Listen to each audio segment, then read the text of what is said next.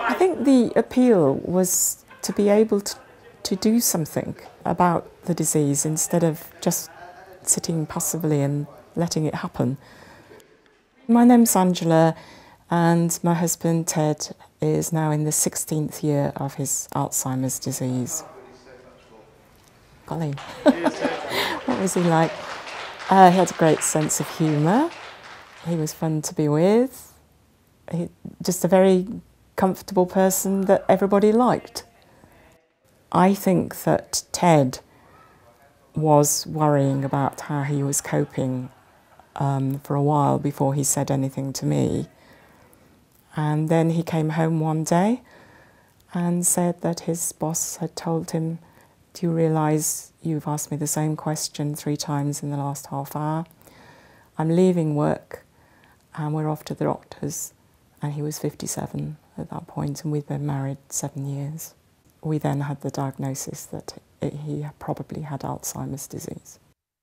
The consultant that Ted had at the time asked us to have a look at the lay summary that one of his researchers had written. So we did that, and he then suggested that we might like to join the Research Volunteer Network.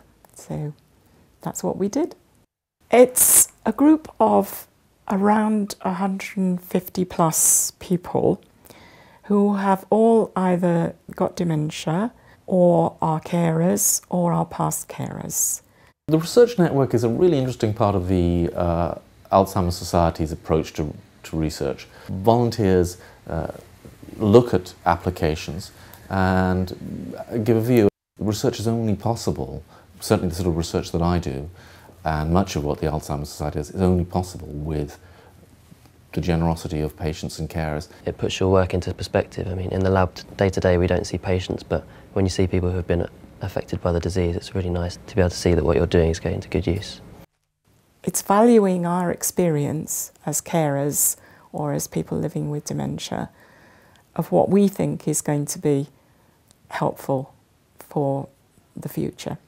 The fact that you can get involved at a stage when you're still a full-time carer at home with perhaps limited opportunities for getting out and about is a plus. You meet new people, you make friends. It's stimulating, it's interesting, it's a learning experience. It's hopefully keeping my brain working for a bit longer. I've actually been able to have a very stimulating life through my involvement. Here's to family and friends, hip hooray.